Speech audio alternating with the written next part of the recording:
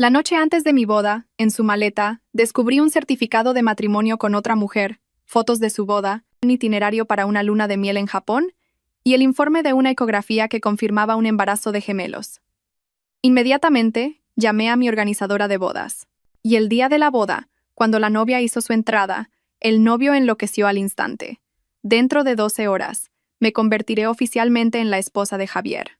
Dentro de 12 horas, nuestro amor de 10 años, un amor que nació en la infancia, finalmente dará su fruto. Este ático en el corazón del barrio de Salamanca, donde planeábamos construir nuestro hogar. Esta noche, el silencio es particularmente profundo. Afuera, las luces de la ciudad brillan como una vía láctea artificial. Pero en mi corazón se agita una inquietud indescriptible. Me consolaba a mí misma pensando que era la típica ansiedad preboda que sufre cualquier novia. Desde el baño, llegaba el sonido rítmico del agua corriendo. Javier estaba dentro. Con una sonrisa, decidí revisar por última vez la maleta de viaje, la que él dijo haber preparado para nuestra luna de miel en Hawái. Solo quería asegurarme de que nuestros pasaportes y documentos de identidad estuvieran en orden. Siempre he sido así de meticulosa, y Javier siempre decía que amaba esa faceta detallista de mi personalidad. La costosa maleta de marca estaba colocada pulcramente al lado del armario. Abrí la cerradura y revisé el bolsillo de malla exterior. Todo parecía en orden. Pero justo cuando iba a levantar el forro del compartimento principal para revisar el bolsillo secreto de debajo, mi mano se detuvo. El forro estaba extrañamente abultado. Mis manos temblaban, pero sentí un archivador de plástico duro escondido bajo la tela. Mi corazón dio un vuelco. Esta no era mi maleta. No tenía derecho a registrarla. Pero un funesto presentimiento me impidió detenerme. Al sacar el archivador, sentí que se me helaba el aliento. El primer documento era una copia de un certificado de matrimonio. Novio. Javier Ortiz. Contuve la respiración. Novia. Isabel Ramos. Isabel Ramos. Ese nombre me resultaba demasiado familiar. Intenté buscar en mis recuerdos, pero mi mente se quedó en blanco. Y la fecha de registro era el 15 de marzo. Apenas 3 meses atrás. Hace 3 meses yo estaba con él probándome vestidos de novia. Se me secó la garganta. Debajo del certificado había un pendrive negro. Lo conecté al portátil que estaba abierto sobre el tocador. Cientos de fotos aparecieron. No eran fotos de recuerdo. Era un álbum de bodas completo, realizado profesionalmente en Mallorca. Javier seguía luciendo esa sonrisa radiante, esa mirada tierna, pero sus brazos rodeaban a otra mujer. Isabel, vestida con un inmaculado vestido de novia, se apoyaba en su hombro. Una sonrisa deslumbrante de felicidad. Se veían realmente bien juntos. Se miraban con la misma devoción que yo creía que él solo me dedicaba a mí. Sentí una opresión en el pecho. Pasé las fotos a toda prisa, deseando que todo fuera una pesadilla, una broma cruel o un malentendido. Pero no lo era. El tercer documento era un itinerario de luna de miel reservado. No era Hawái. El destino era Kioto, Japón. Billetes de avión, pases para el tren bala Shinkansen, recibos de reserva en un lujoso hotel Ryokan. Todo estaba a nombre de él y de ella. Y entonces, el último documento se deslizó fuera. Fue como una cuchilla que cortó el último hilo de cordura que me quedaba. Un informe de una revisión ginecológica rutinaria de una prestigiosa clínica internacional. Nombre de la paciente: Isabel Ramos. La fecha de la última revisión era de hacía 2 días. El resultado: embarazo gemelar de 12 semanas. Desarrollo completamente normal. 12 semanas. Eso significaba que los bebés fueron concebidos exactamente en la misma época en que él se casó con ella. Me derrumbé sobre el frío suelo de madera, y el archivador se desparramó a mis pies. Mis oídos zumbaban. Ya no veía las luces de la ciudad ni oía sus ruidos. Solo veía las sonrisas felices de Javier e Isabel, y las 2 pequeñas vidas que crecían en su vientre. 10 años. Mi amor de 10 años no era más que una gran obra de teatro en la que yo era la única actriz que no conocía el guión. El sonido del agua en el baño cesó de repente, seguido por el clic de la cerradura. Iba a salir. A toda prisa, recogí los documentos, los metí en el compartimento secreto de la maleta y cerré la cremallera. Justo cuando la puerta del baño se abría, Javier salió con el pelo mojado, llevando solo una toalla alrededor de la cintura. Parecía tan relajado y feliz. Se rió al verme sentada en el suelo junto a la maleta. «¿Qué pasa, cariño? Tienes una cara. ¿Estás nerviosa por mañana?» Se acercó y se inclinó para abrazarme. Me aparté y forcé una sonrisa. «No, mi amor. Solo estaba comprobando los pasaportes. Por si se nos olvidaba algo. No te preocupes por eso. Lo he preparado todo. Javier me acarició el pelo, su sonrisa aún radiante. Venga, vamos a dormir pronto. Mañana tienes que ser la novia más guapa del mundo. ¿La novia más guapa del mundo? Esas palabras ahora sonaban como un insulto. Asentí fingiendo cansancio, me metí en la cama y me cubrí con el edredón. Javier no notó nada extraño.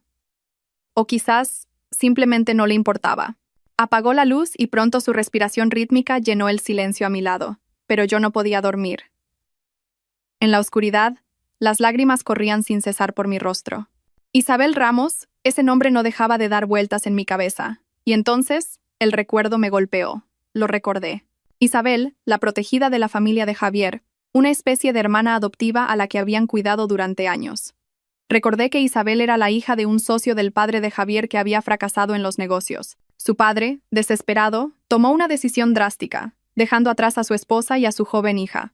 La madre de Javier, la señora Ortiz, se compadeció de ella y la acogió en su casa, criándola como a un miembro más de la familia. En aquel entonces pensé que la señora Ortiz era una mujer bondadosa y generosa. Isabel era unos años menor que nosotros, siempre con una apariencia frágil y delicada, llamando a Javier por su nombre y a mí Lucía, siempre con la cabeza gacha. Sentía lástima por su situación. Incluso llegué a regañar a Javier cuando se mostraba frío y distante con ella. Javier, no seas tan duro con Isabel. Lo ha pasado muy mal. En ese momento, Javier me miró con una extraña expresión. Lucía, no tienes ni idea. Ella no es tan simple como crees. Es mejor que mantengas las distancias. Pensé que era demasiado desconfiado. Creía que era un buen hombre que sabía mantener las distancias. Confiaba ciegamente en él. Pero esa frialdad no era rechazo. Era una elaborada farsa para engañarme. No me estaba protegiendo de Isabel. La estaba protegiendo a ella de mis sospechas. Todos los detalles comenzaron a encajar con una claridad aterradora. Hace 3 meses, Javier dijo que tenía que volar urgentemente a Dubái para cerrar un contrato crucial. Un contrato que, según él, podría decidir el futuro de toda la empresa. Estuvo fuera casi una semana. Resulta que fue entonces cuando llevó a Isabel de la mano para registrar su matrimonio. Hace un mes, dijo que tenía que inspeccionar un nuevo proyecto hotelero en Mallorca. Se quejó de lo agotador que era el trabajo e incluso me envió fotos de aburridos planos de diseño. Resulta que estaba ocupado haciéndose románticas fotos de boda junto a su esposa legal. Para nuestra luna de miel me hablaba del mar azul y las arenas blancas de Hawái, pero a mis espaldas reservaba en secreto billetes a Kioto con Isabel. Un plan perfecto, un engaño calculado hasta el último detalle. El hombre al que había amado durante 10 años, en quien confiaba más que en mí misma, era un director de escena magistralmente astuto. Mientras planeaba conmigo la boda del siglo, estaba construyendo una pequeña familia con otra mujer. El dolor inicial se transformó gradualmente en un escalofrío que me recorrió la espalda. Me di cuenta de que no solo había sido traicionada, sino que me habían tomado por tonta, tratada como una simple pieza de ajedrez en su plan. Pero, ¿por qué? Si ya tenía a Isabel, e incluso esperaba un hijo con ella, ¿por qué insistir en casarse conmigo? La respiración regular de Javier a mi lado ahora me resultaba repugnante. Ese sonido que durante 10 años me había dado paz, ahora era como el tic-tac de un engranaje que aplastaba mi corazón. Pasé la noche en vela, mirando al techo, tratando de encontrar la respuesta a una sola pregunta. ¿Por qué? Si ya amaba a Isabel, esperaba un hijo con ella e incluso se había casado en secreto, ¿por qué mantenerme a su lado? ¿Por qué celebrar una boda tan fastuosa y pública? ¿Cómo pensaba gestionarnos a Isabel y a mí? ¿Una a la luz y otra en la sombra? ¿O pensaba que yo era tan estúpida que nunca lo descubriría? Cuando todas las hipótesis parecían absurdas, un viejo recuerdo me vino a la mente. Antes de fallecer, mi padre era el abogado de mayor confianza del abuelo de Javier. El abuelo de Javier era un capitalista de la vieja escuela, un astuto zorro del mundo de los negocios que había construido un imperio por sí solo. Mi padre y el abuelo eran más que empleador y empleado. Eran amigos íntimos. Recuerdo que una vez, después de una copa, mi padre me tomó la mano y me advirtió. Lucía, sé que quieres a Javier, pero recuerda que su familia es complicada, especialmente el testamento de su abuelo. Él solo confiaba en ti. En aquel momento me reí, pensando que mi padre se preocupaba demasiado, pero ahora cada una de sus palabras volvía a mí con una claridad vívida. Mi padre me dijo que el abuelo de Javier no confiaba en nadie, ni siquiera en sus propios nietos. Temía que el negocio de toda su vida se arruinara por culpa de descendientes incompetentes o matrimonios equivocados. Por eso, incluyó una cláusula especial en su testamento. Javier, como heredero principal, solo heredaría el 100% de las acciones del grupo si se casaba legalmente conmigo, Lucía, antes de cumplir los 30 años. Y mañana, el día de nuestra boda, era precisamente el 30º cumpleaños de Javier. Ahora lo entendía todo. No se trataba de amor, sino de miles de millones de euros. Mi amor de 10 años con mi amigo de la infancia era simplemente una condición necesaria estipulada en su contrato de herencia. Si no se casaba conmigo, lo perdería todo. Y lo que era peor, el testamento también especificaba que si se descubría que había cometido bigamia o tenía hijos fuera del matrimonio antes de casarse conmigo, la cláusula de la herencia quedaría inmediatamente anulada. Un escalofrío me recorrió la espalda. No estaba tratando con un simple traidor, sino con un estafador metódico. Había cometido un delito de bigamia. Necesitaba la boda conmigo para legalizar su herencia y engañar a los accionistas y a la junta directiva familiar. Y también entendí por qué ese archivador estaba en la maleta. No fue un accidente, fue una trampa diseñada.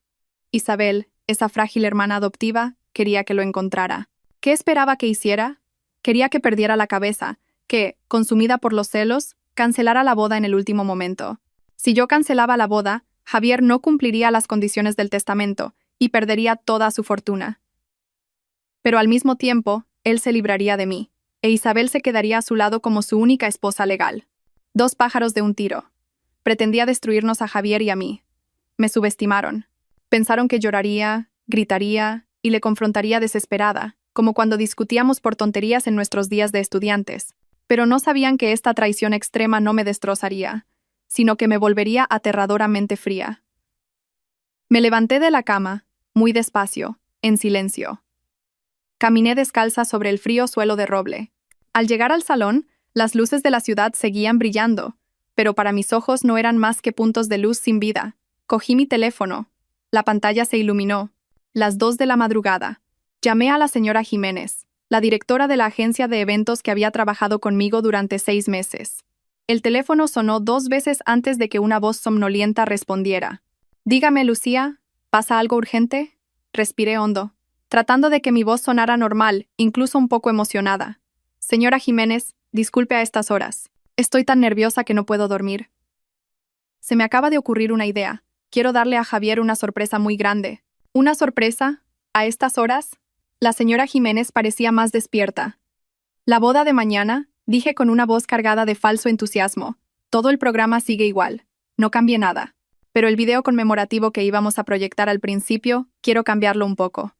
Acabo de terminar otro video, mucho más emotivo y significativo. Le enviaré el archivo ahora mismo. Por favor, sustitúyalo y que sea un secreto absoluto para Javier. ¿De acuerdo?» Después de colgar, me quedé sentada en la oscuridad del salón. Este ático multimillonario, que una vez simbolizó el éxito de Javier y nuestro futuro, ahora no era más que una jaula de oro para mí. Qué feliz había sido cuando me propuso matrimonio aquí, prometiéndome un pequeño hogar lleno de risas de niños. Pensar que todo era solo una actuación meticulosamente calculada. Isabel quería que cancelara la boda, pero no lo haré. Voy a hacerle un regalo que la hará creer que ha ganado.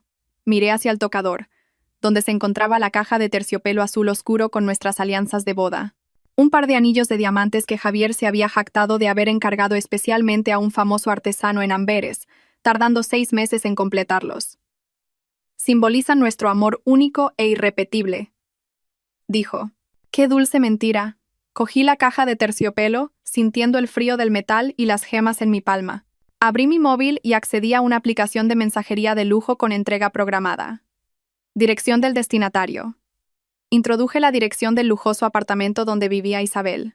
Descubrí la dirección cuando a Javier se le cayó accidentalmente un recibo de los gastos de comunidad. Cuando le pregunté, lo descartó como un piso de empresa para recibir discretamente a socios importantes. Otra mentira. La hora de entrega. Mañana a las 9 de la mañana. La hora exacta en que una novia comienza a maquillarse. Dejé en blanco la nota del remitente. En su lugar, abrí una aplicación de mensajería anónima y envié un mensaje al número de Isabel. También había fotografiado rápidamente ese número en la agenda de Javier, guardado bajo hermana adoptiva.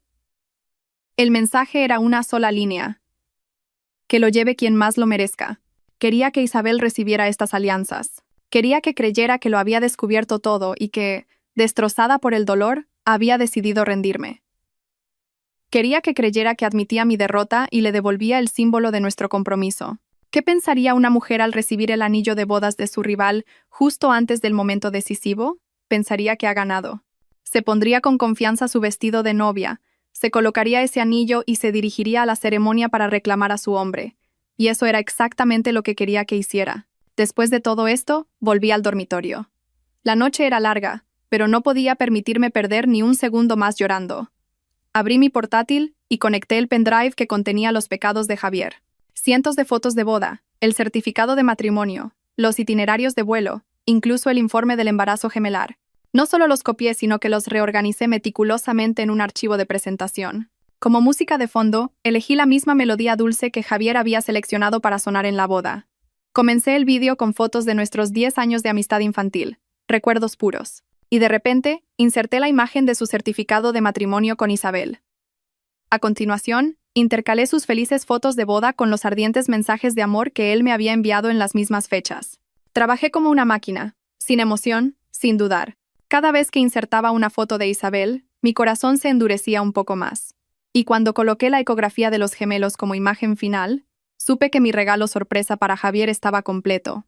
Subí todo el archivo de vídeo a un servidor seguro en la nube y le envié el enlace a la señora Jiménez.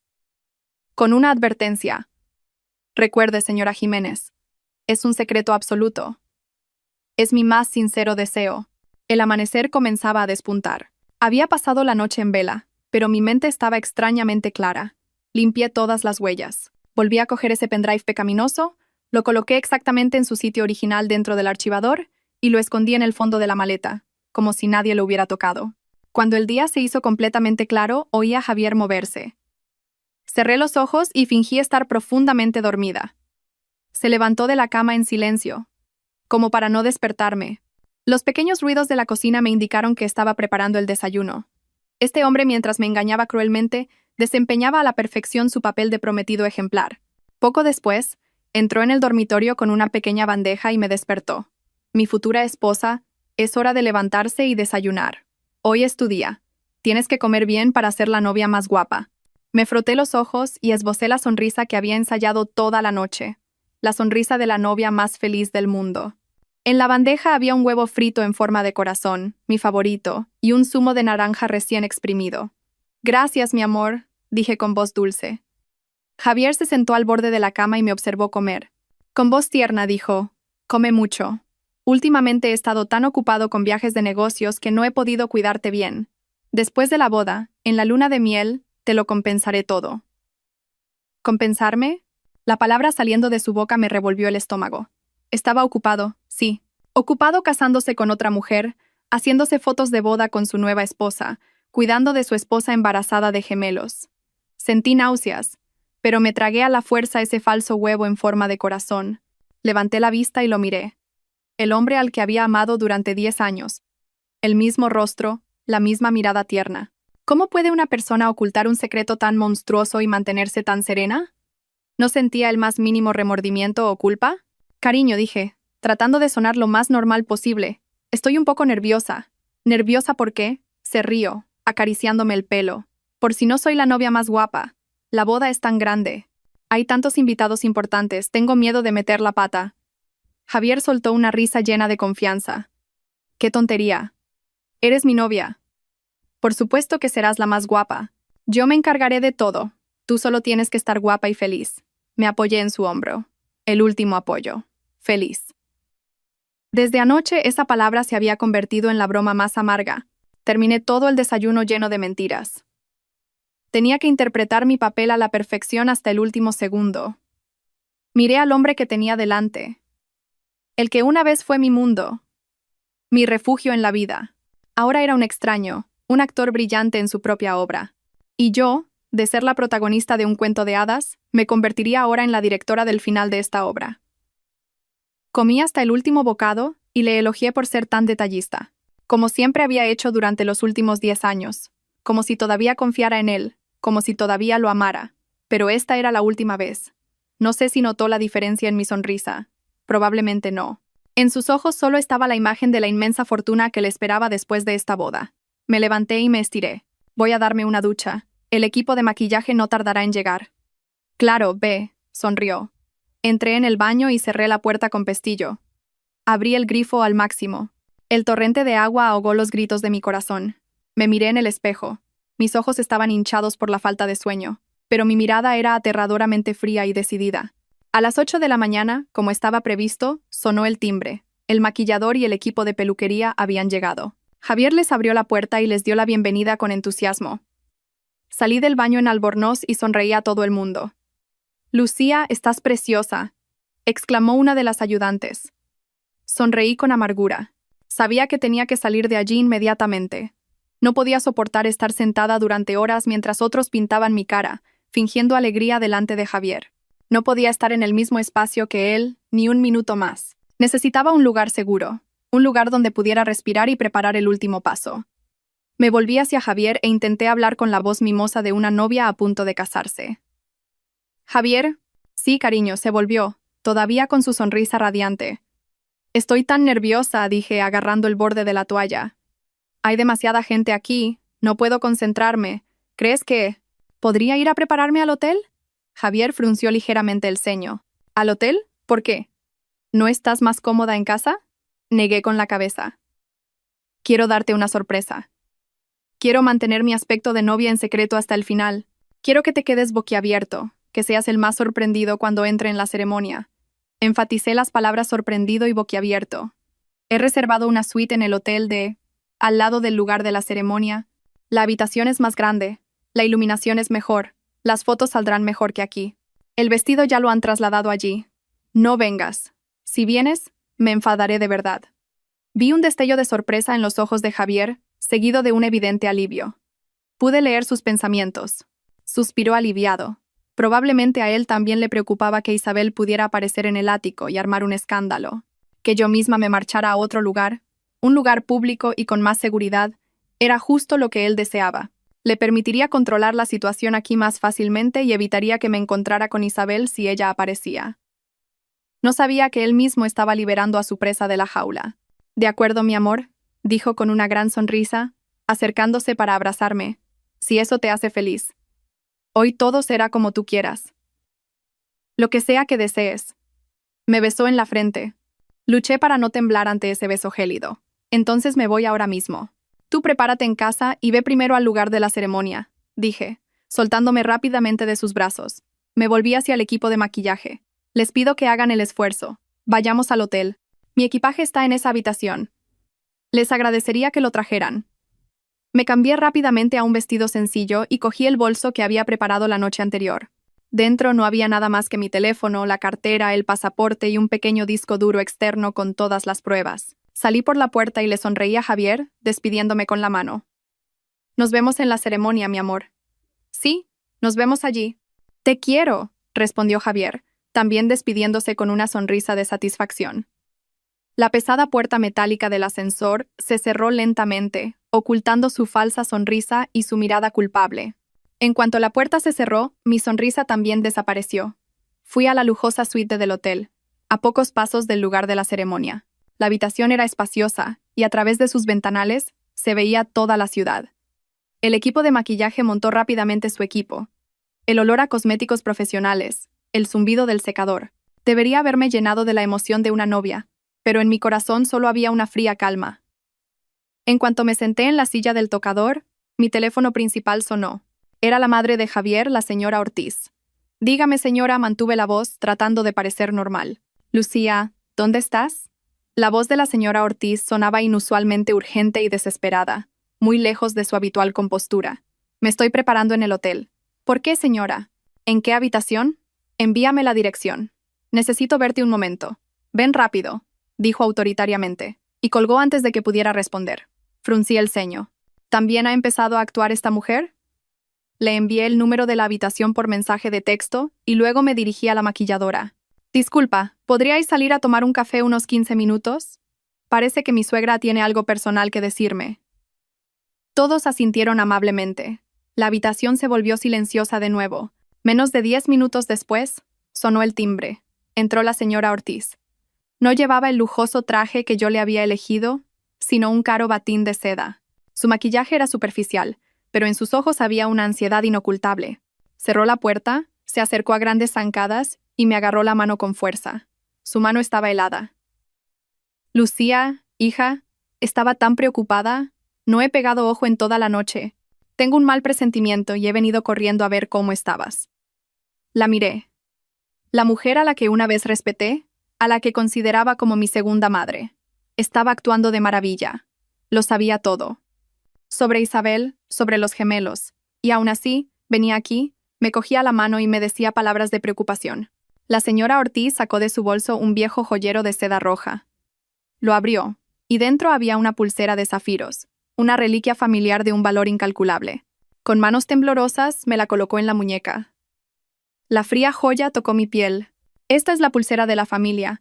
Ha pasado de generación en generación desde tu abuela, dijo la señora Ortiz, con la voz entrecortada. La he guardado durante décadas, esperando este día para dársela a la esposa de mi heredero. Al llevarla, te conviertes oficialmente en parte de la familia Ortiz. Miré la pulsera. Era hermosa, pero se sentía tan pesada como unas esposas. Guardé silencio, esperando a ver qué decía a continuación. La señora Ortiz me agarró ambas manos y bajó la voz. Su tono era extremadamente serio y confidencial. Lucía, sé que eres una chica inteligente. Tú y Javier os queréis desde niños. Vuestro afecto es profundo. Pero los hombres son así, especialmente ante un día tan importante, con la presión del trabajo y las relaciones complicadas que se enredan. Hizo una pausa, me miró fijamente y dijo palabra por palabra. Pase lo que pase en la ceremonia dentro de un rato. Oigas lo que oigas de quien sea, o veas a alguien comportarse de forma inapropiada, tienes que confiar ciegamente en Javier, ¿entendido? Todo lo que hace es por el bien de esta familia. Me apretó la mano con fuerza. Pienso que es una gran bendición para la familia Ortiz tener una nuera como tú. No dejes que ningún extraño arruine nuestra celebración. Lo entendí. No era una recomendación, era una advertencia, una preparación. Temía que Isabel armara un escándalo, y había venido a darme un calmante por adelantado, para que, viera lo que viera o escuchara lo que escuchara justo antes de la ceremonia, lo soportara para que su hijo pudiera heredar su fortuna. Lentamente, retiré mi mano de la suya. Levanté la cabeza y sonreí radiante. La sonrisa de una nuera devota. Entendido, señora. No se preocupe. No la decepcionaré. Pase lo que pase, me aseguraré de que la celebración de hoy sea perfecta. La señora Ortiz suspiró aliviada, como si se hubiera quitado un peso de encima. Bien, bien. Confío en ti. Se levantó apresuradamente y se arregló la ropa. Entonces, voy a prepararme. Tú también, maquíllate y no llegues tarde. Salió de la habitación tan rápido como había llegado. En cuanto la puerta se cerró, mi sonrisa se desvaneció. Me quité la pulsera de zafiros y la dejé sobre la mesa. Llamé al equipo de maquillaje para que volviera y comenzara su trabajo. Cerré los ojos y dejé que pintaran mi rostro. Intenté vaciar mi mente. El olor a polvos perfumados, el suave roce de las brochas sobre mi piel. Era como una muñeca de madera, dejándome manipular a su antojo. Mucho después, me enteré de que, en el mismo momento en que la señora Ortiz me entregaba esa fría pulsera no muy lejos, en otro lujoso apartamento, otra obra de teatro llegaba a su clímax. Exactamente a las 9 de la mañana, sonó el timbre del apartamento de Isabel. Ella, que había pasado la noche en vela, tensa y ansiosa, se apresuró a abrir. Un mensajero le entregó una caja de terciopelo azul oscuro, idéntica a la de la marca de anillos de boda que Javier había elegido. Dentro, brillaba una alianza de diamantes, e inmediatamente después, Isabel recibió el mensaje anónimo que yo le había enviado, que lo lleve quien más lo merezca. Isabel se quedó atónita.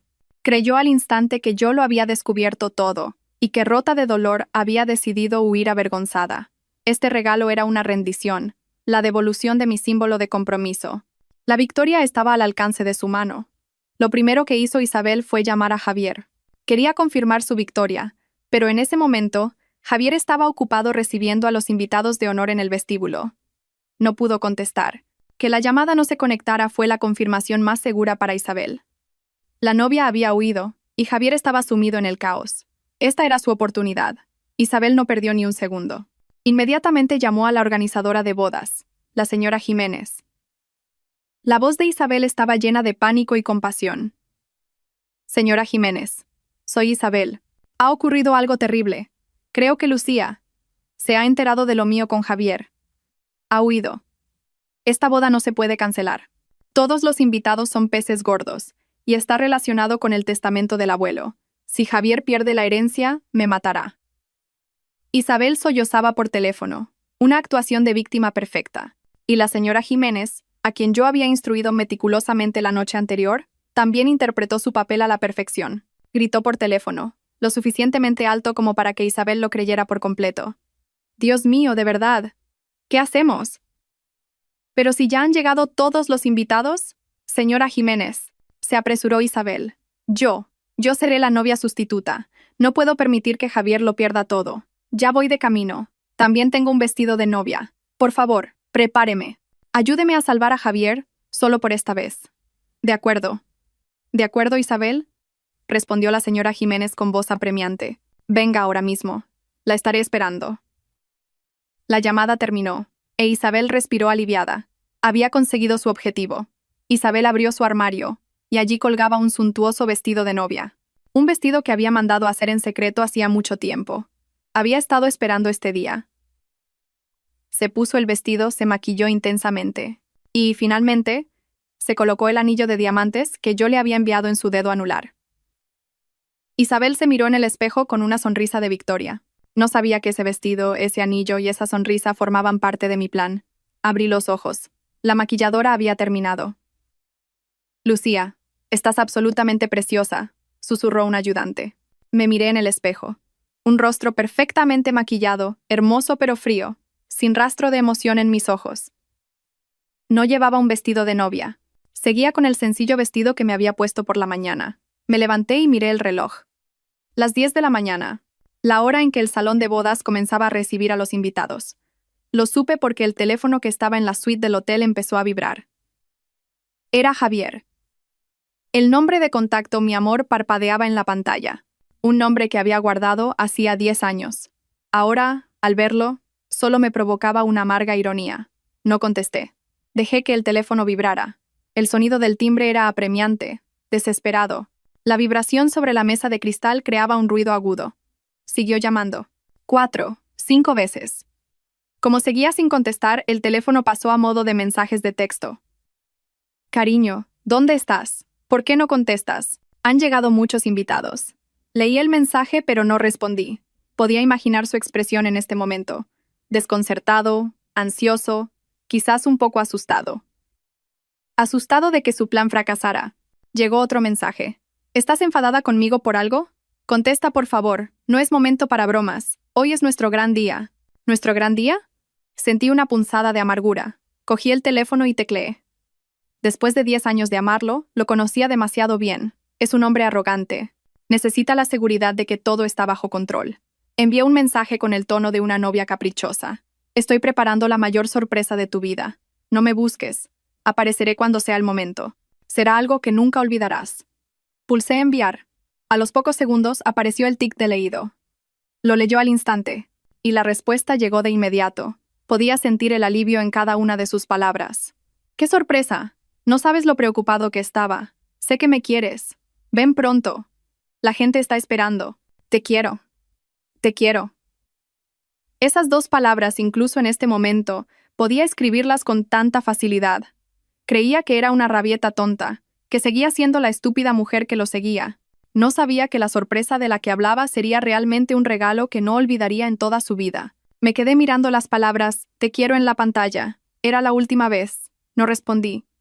Apagué tranquilamente el teléfono. Luego, abrí la bandeja de la SIM.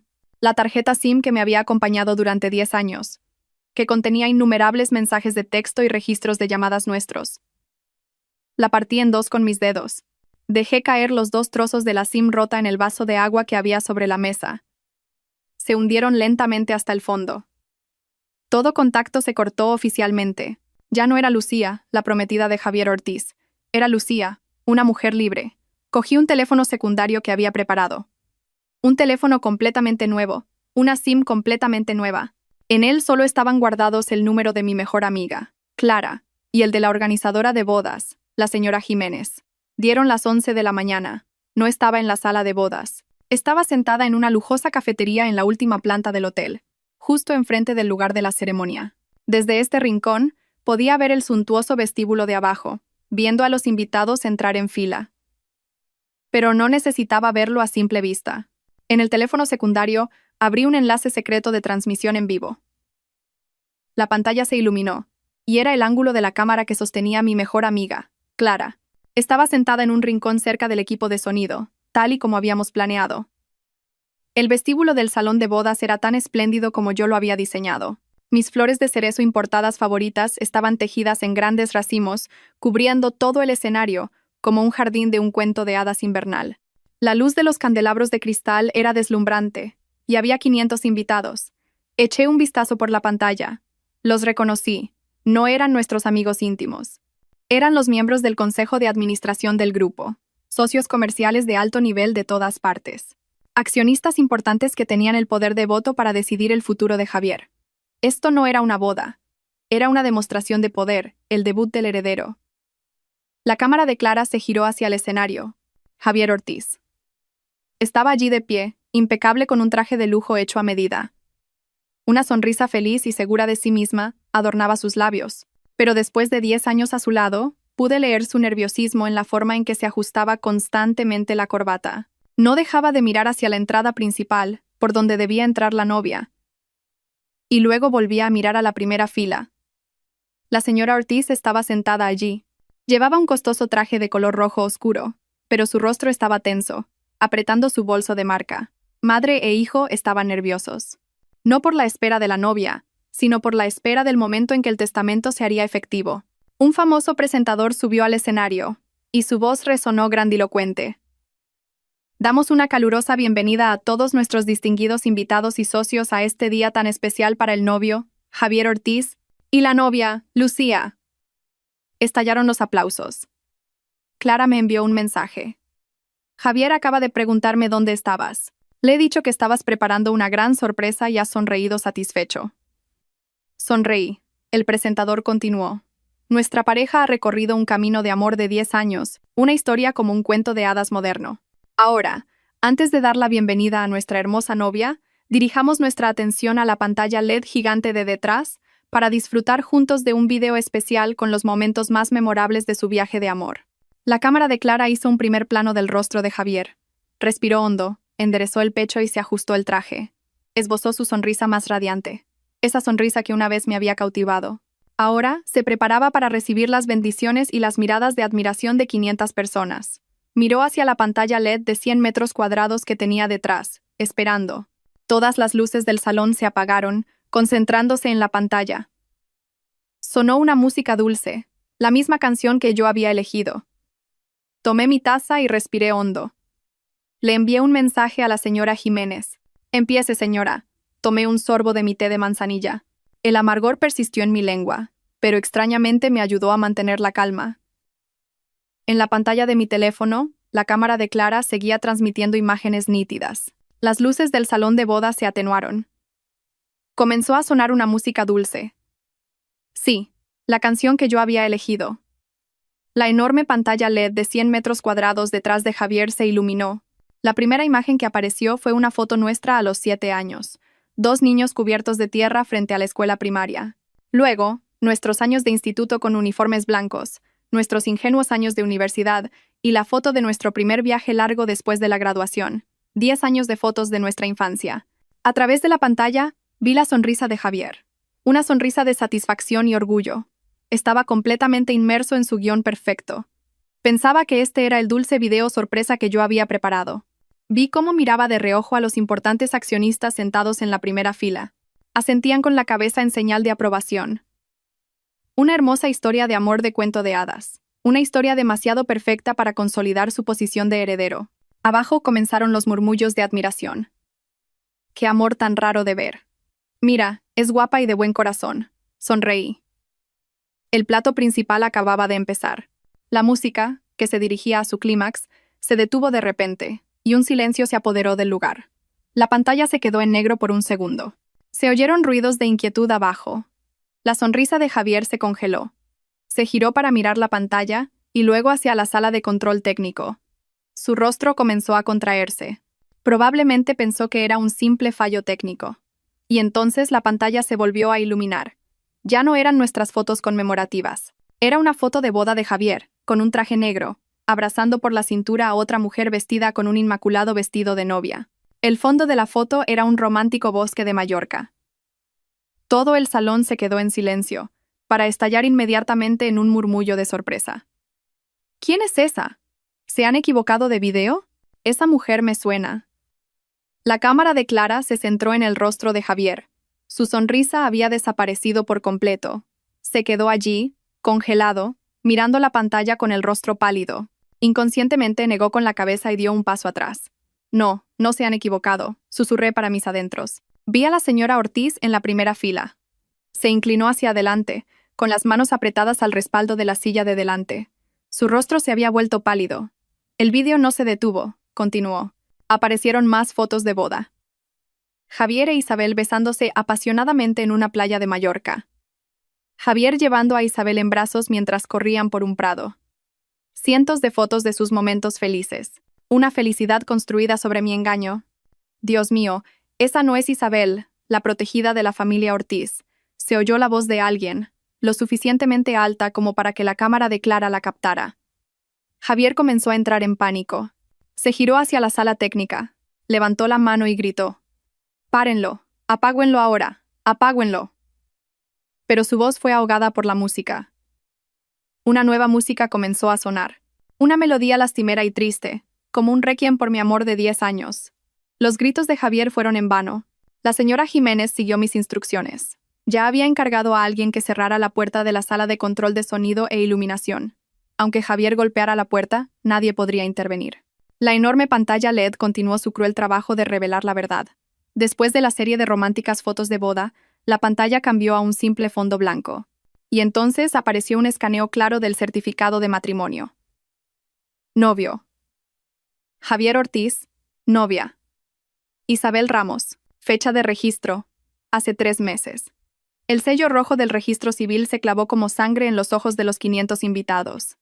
Si antes solo había murmullos, ahora el salón se sumió en un verdadero caos. Dios mío, de verdad se casó con esa mujer. No puedo creerlo. ¿Y qué es la boda de hoy? ¿Bigamia? Este loco ha ignorado la ley y nos ha ignorado a nosotros. Vi claramente en la cámara de Clara como un anciano accionista, al que yo llamaba señor Pérez, golpeaba la mesa con el puño. Un escándalo inaceptable. ¿Así es como hace negocios la familia Ortiz? La cámara de Clara apuntó a Javier. Ya no gritaba, estaba temblando. Se tambaleó hacia atrás, chocando con la decoración de flores de cerezo blancas que tenía detrás, y los frágiles pétalos se esparcieron sobre su caro traje. Miró a su madre. La señora Ortiz intentó levantarse, pero sus piernas temblaron y se desplomó en su asiento. Su rostro estaba completamente desprovisto de color. El vídeo aún no había terminado. La siguiente pantalla era el itinerario de la luna de miel en Japón. Billetes de avión de ida y vuelta en clase business a nombre de Javier Ortiz e Isabel Ramos. El recibo de la reserva en un lujoso ryokan de Hakone. Billetes de tren bala. Todo era la prueba del viaje de negocios a Dubái del que me había mentido. Recordé esas noches. Estaba sola en casa, preocupada por él en un país extranjero, enviándole mensajes para que se cuidara. Mientras tanto, él estaba sumergido en un onsen con su nueva esposa, admirando los cerezos en flor. Un sabor amargo me subió por la garganta. Sí, susurré para mis adentros. Este era su duro trabajo. Este era su sacrificio por el trabajo. Una vez lo admiré por ello. Pensé qué suerte tenía de haberme enamorado de un hombre capaz, emprendedor y que no temía las dificultades. Resulta que yo era solo una tonta que se había enamorado de una fantasía perfecta que ella misma había creado. El desprecio se hizo más fuerte que el dolor. Lo despreciaba a él, despreciaba a la señora Ortiz, e incluso a Isabel. Pero sobre todo, me despreciaba a mí misma durante los últimos 10 años. Los invitados con trajes caros y las damas con joyas costosas ya no guardaban las formas. Todos se pusieron de pie, y muchos teléfonos móviles se levantaron hacia el escenario, grabando toda esta vergonzosa escena. Eran accionistas y socios. No estaban viendo un simple escándalo amoroso. Estaban viendo la caída de un heredero. Estaban viendo el engaño en los negocios. Si Javier podía engañar a su prometida de 10 años, también podría engañarlos a ellos. Lo más valioso en los negocios, la confianza, se había hecho añicos. La pantalla se volvió a quedar en negro. El murmullo en el salón se hizo tan fuerte que incluso ahogó la lastimera música de fondo. La gente pensó que la obra había terminado. Pero no, aún me quedaba un último regalo. Después de unos segundos de silencio espeluznante, la pantalla se volvió a encender. Esta vez, no eran fotos de boda ni billetes de avión. Era solo una hoja de papel A4 blanca, ampliada al máximo. Un informe de una revisión ginecológica rutinaria de una clínica internacional. Nombre de la paciente: Isabel Ramos. Y la frase final, que yo había rodeado deliberadamente con un círculo rojo brillante. Resultado de la ecografía: embarazo gemelar de 12 semanas. Desarrollo normal. Si el certificado de matrimonio fue una bomba, este informe de gemelos fue una explosión nuclear. Los 500 invitados contuvieron la respiración al unísono. Un silencio absoluto y pesado, que se podía sentir incluso a través de la pantalla de la transmisión en vivo. Gemelos.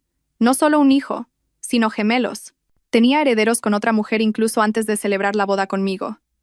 A través de la cámara de Clara, vi a Javier.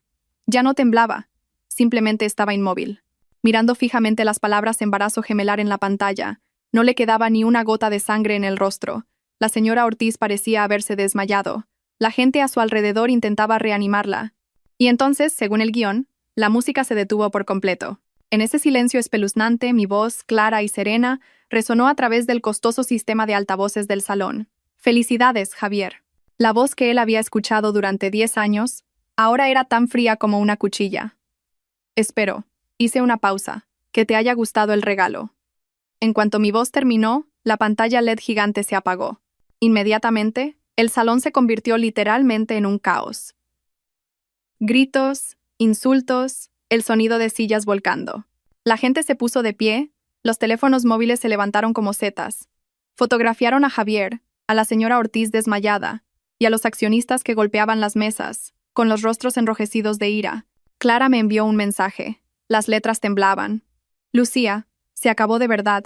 Esto es un manicomio. La señora Ortiz se ha desmayado. Los accionistas están buscando a sus abogados». Miré la escena. No sentí satisfacción ni victoria. Solo un vacío infinito. Mis 10 años de juventud habían sido enterrados de forma grandiosa y perfecta delante de 500 personas. De repente, la cámara de Clara se sacudió violentamente. Se giró rápidamente hacia la entrada principal del salón. Clara gritó en un mensaje de voz: «Dios mío, Lucía, Isabel ha venido de verdad, con un vestido de novia». Justo en ese momento, en medio del caos, con Javier de pie en el escenario como una estatua rota y la señora Ortiz recibiendo primeros auxilios. La puerta principal del salón, por donde yo debería haber entrado, se abrió de par en par.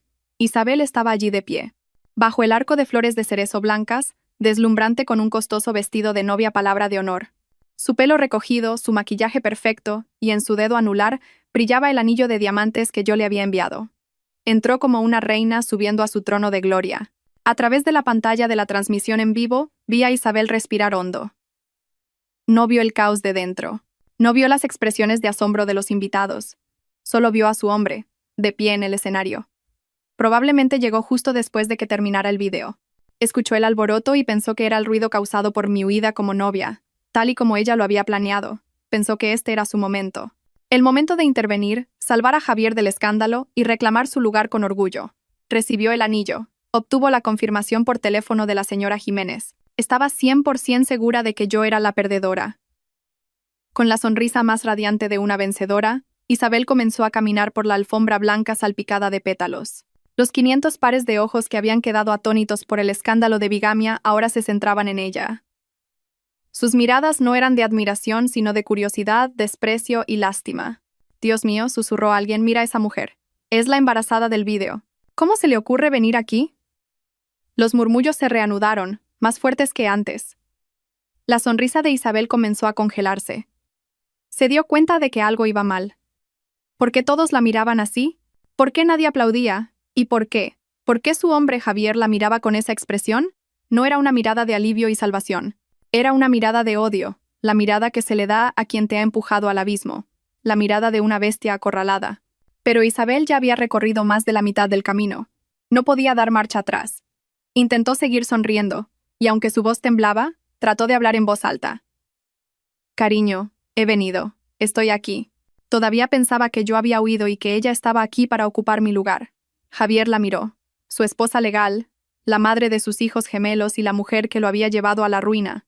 Isabel continuó subiendo al escenario, extendiendo su mano hacia Javier. Su voz era dramática, como en una escena de ópera. Javier, no temas. Estoy aquí. Soy tu esposa. En cuanto terminó de hablar, todo el salón pareció explotar. Seguía sentada, inmóvil, en la cafetería de la última planta. La escena del salón de bodas que vi a través de la pantalla de mi teléfono era la peor de las tragedias. Las palabras de Isabel, soy tu esposa, resonaron agudamente a través de los altavoces. Fue como una cerilla encendida arrojada a un barril de pólvora llamado Javier. Sabía que era un hombre que en 10 años nunca me había dicho una palabra más alta que otra. Ahora, su rostro estaba desfigurado. La humillación, el colapso de su plan de herencia, la exposición vergonzosa ante 500 personas. Todo se condensó, y su esposa legal, la embarazada de sus gemelos, Isabel, eligió este momento para aparecer. Como la última prueba viviente, aplastando cualquier esperanza de negación. La miró, no con los ojos de un marido, sino con los ojos de un enemigo. «Lárgate». La cámara de Clara estaba demasiado lejos para que el sonido fuera claro, pero pude leer sus labios. Una sola palabra, escupida entre dientes. Isabel se quedó atónita. Probablemente había imaginado una escena en la que Javier correría a abrazarla, y si yo hubiera estado allí, me señalaría y declararía que ella era su verdadero amor. No esperaba recibir esa palabra. «Javier». Isabel estaba desconcertada, pero aún así intentó acercarse. «He venido a ayudarte». Lucía ha huido. «Te he dicho que te largues». Esta vez pude oír su grito. Y la escena que siguió fue algo que en 10 años nunca me hubiera atrevido a imaginar. El sofisticado heredero Javier, mi tierno hombre, levantó la mano. ¡Zas! El sonido resonó claramente por encima del murmullo de la multitud. La bofetada fue tan fuerte que la cabeza de Isabel se giró hacia un lado. Perdió el equilibrio. El anillo de diamantes que yo le había enviado salió volando de su mano y rodó por el escenario. Pero Javier no se detuvo. La ira lo había convertido en una bestia. Empujó a Isabel, la mujer que llevaba a sus gemelos, con fuerza. «Maldita zorra, todo es culpa tuya. Has arruinado mi vida». Isabel llevaba tacones altos, y el escenario, resbaladizo por la decoración de flores de cerezo, tenía 2 metros de altura. El empujón de Javier fue demasiado fuerte.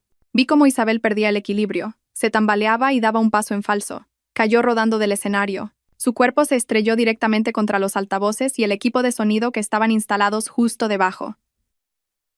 Se oyó un golpe sordo, seguido inmediatamente por los gritos de los invitados de la primera fila.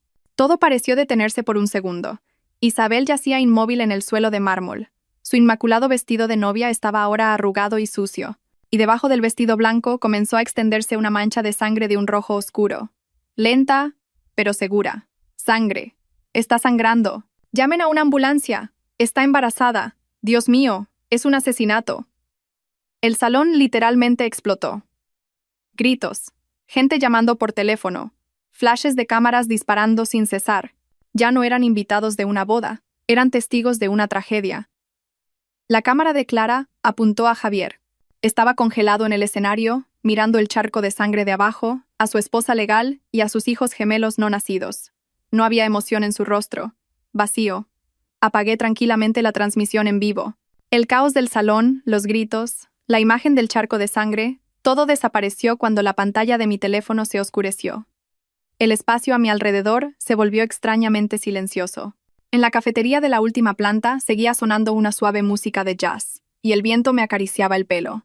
Me quedé sentada un rato más, mirando la calle de abajo. Los coches seguían circulando con prisa. Esta ciudad no se detiene por la tragedia de nadie, y yo también tenía que seguir con mi vida. Llamé a un camarero y pagué el té frío. Cogí mi pequeño bolso y me dirigí al ascensor. Nadie me reconoció. Que esta mujer con un sencillo vestido de seda y gafas de sol era la novia de la trágica boda que acababa de ocurrir en el edificio de al lado. Subí a un coche que había pedido con antelación. Un vehículo de lujo sin distintivos me esperaba tranquilamente en la puerta trasera del hotel. Subí, y el coche se mezcló silenciosamente con el tráfico. El conductor me llevó al aeropuerto Adolfo Suárez Madrid-Barajas.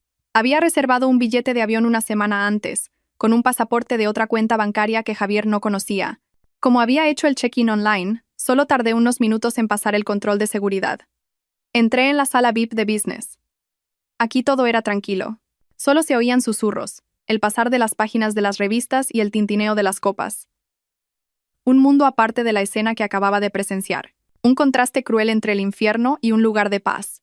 Encontré un asiento en un rincón. Mi teléfono secundario vibró. Era un mensaje de Clara. «Lucía, ¿te has ido? Una ambulancia se ha llevado a Isabel». Parecía grave. Ese cabrón de Javier se quedó allí como una estatua, y de repente echó a correr. Ni siquiera siguió a la ambulancia. Dejó a la señora Ortiz desmayada. Se fue como un loco en su coche. «Ten cuidado, tengo miedo de que te busque». Leí el mensaje, pero no sentí la más mínima agitación. ¿Buscarme? ¿Para qué? ¿Para culparme de lo que él había hecho? Respiré hondo. Durante 10 años, había vivido como una abeja obrera, cuidando de lo que llamaba un hogar. Rechacé mejores oportunidades de ascenso porque Javier dijo que no quería que me agotara. Renuncié a mi sueño de estudiar en el extranjero porque Javier dijo que odiaba las relaciones a distancia. Sacrifiqué, soporté, creí ciegamente. Pensé que el amor de la infancia era el sentimiento más sólido. Resulta que era el más frágil, porque se basaba en la costumbre, no en el respeto. La pantalla grande de la sala anunció que el embarque para el vuelo a París era inminente. Vuelo de las 12:30. Me levanté y arrastré mi maleta. No miré atrás. Caminé hacia la puerta de embarque, donde una nueva vida me esperaba. 10 años de juventud, 10 años de amor y engaño. Decidí dejarlo todo en esta ciudad. No estuve allí para presenciar las escenas posteriores. Estaba en el cielo, atravesando las nubes hacia el otro lado del mundo. Todo lo que sucedió en el ático me lo contó Clara más tarde. Clara dijo que Javier condujo como un loco. Dejó a Isabel siendo trasladada al hospital, a su madre desmayada en la ceremonia, a los 500 invitados y al caos vergonzoso de su familia. En su mente, solo había un pensamiento: encontrarme. Quizás pensó que estaría en casa, llorando, haciendo las maletas, o esperando a que volviera para interrogarlo y gritarle. Todavía me veía como la tonta débil de hace 10 años, que con un poco de consuelo, una pequeña disculpa, todo volvería a la normalidad. Corrió al ático. Abrió la puerta de par en par con su llave. Y se quedó helado. La casa estaba completamente vacía. No era el vacío de una casa nueva a la que aún no se han traído las cosas, sino el vacío de un lugar completamente vaciado. El caro sofá italiano había desaparecido. La televisión curva de 100 pulgadas había desaparecido. La mesa de comedor de nogal había desaparecido. Toda la ropa de marca del vestidor había desaparecido. Las fotos conmemorativas nuestras que colgaban en el pasillo habían desaparecido.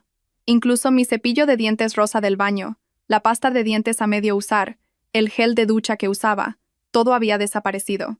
En el espacioso apartamento solo quedaba el eco de su respiración agitada. No quedaba ni un solo rastro de mí, como si nunca hubiera existido allí. Clara dijo que Javier no podía creer lo que veía. Corrió de habitación en habitación.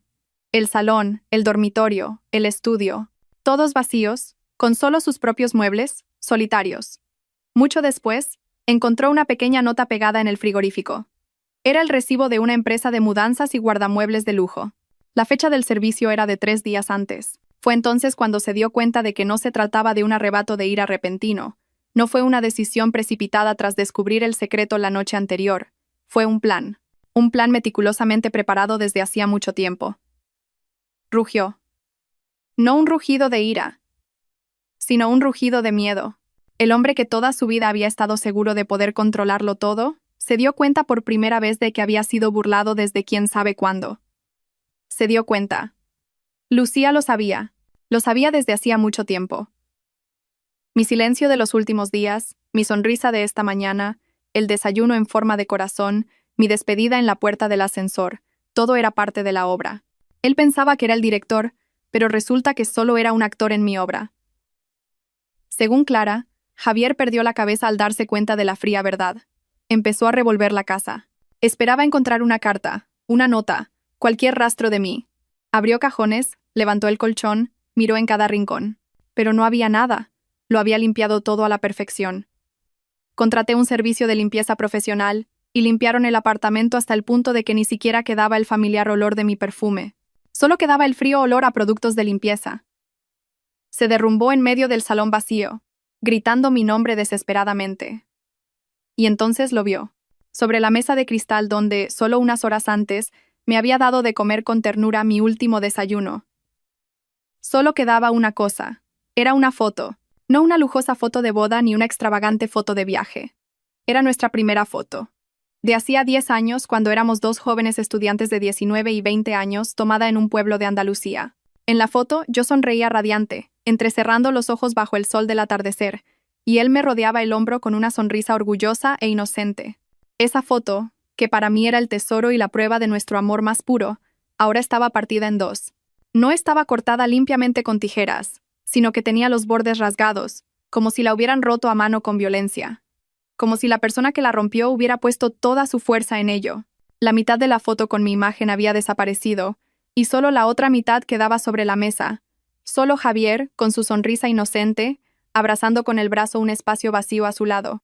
Clara dijo que Javier cogió esa mitad de la foto con manos temblorosas. Miró fijamente el espacio vacío que él mismo había desgarrado. No lloró, simplemente se rió. Una risa ronca y enloquecida que resonó por todo el apartamento vacío. Lo entendió.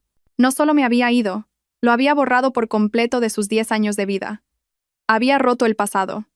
La mitad que me pertenecía, me la llevé. Y la mitad que le pertenecía a él, se la devolví. Su mentira, su vacío y un futuro en el que yo ya no estaba. Javier apretó la mitad de la foto con tanta fuerza que sus nudillos se pusieron blancos. Luego, hundió la cara en la mesa, y sus anchos hombros, que una vez pensé que eran mi mundo, comenzaron a temblar. Mientras Javier se derrumbaba junto a la foto rota, yo estaba a miles de kilómetros de distancia, en un vuelo de varias horas. Me acurruqué bajo la fina manta de la clase business, tratando de dormir, pero no podía. La imagen de Isabel cayendo, el charco de sangre extendiéndose por el suelo de mármol, me atormentaba. No sentía satisfacción, no sentía victoria, solo sentía miedo. Miedo de la locura de Javier, y de la crueldad de mi propio plan. Todo lo que ocurrió después de mi partida me lo contó Clara. Después de instalarme en París, Clara me dijo que Javier no se quedó derrumbado en el apartamento vacío por mucho tiempo. Mientras estaba sumido en su loca desesperación, recibió 2 llamadas. 2 llamadas que cerraron oficialmente todas las puertas de su vida. La primera llamada fue del hospital. La voz de la enfermera de urgencias era fría. ¿El señor Javier Ortiz? ¿Es usted el contacto de la paciente Isabel Ramos? La paciente sufrió un traumatismo grave por una caída desde una altura considerable. Hicimos todo lo posible, pero los fetos se han perdido. Ambos gemelos han fallecido. La paciente también está en estado crítico debido a una hemorragia grave. Por favor, venga inmediatamente a realizar los trámites. Clara dijo que Javier solo escuchó. Solo la mano que sostenía el teléfono temblaba. No dijo nada y colgó. Los gemelos. Lo que él usó para engañarme. Lo que Isabel usó para atarlo. Ya no existían. Había perdido a sus propios hijos por su propio empujón brutal. Pero la tragedia no se detuvo ahí. Antes de que pudiera asimilar la noticia, el teléfono volvió a sonar. Esta vez era un número desconocido pero formal. El del bufete de abogados que gestionaba el testamento de su abuelo. El abogado principal de la familia, un hombre mayor al que yo había conocido, le informó de forma concisa y sin rastro de emoción. Señor Ortiz, le llamo en relación con los acontecimientos de esta mañana en la ceremonia de boda. En base a lo presenciado por toda la junta directiva y los accionistas, ha violado gravemente las cláusulas del testamento del difunto presidente. Javier pareció reaccionar entonces, y dijo con voz ronca y áspera: ¿De qué está hablando? El abogado continuó con calma. El testamento estipula que debe casarse legalmente con la señorita Lucía antes de cumplir los 30 años. Hoy es su 30º cumpleaños. Sin embargo, se ha revelado que usted ha cometido un acto de bigamia legal con la señorita Isabel Ramos.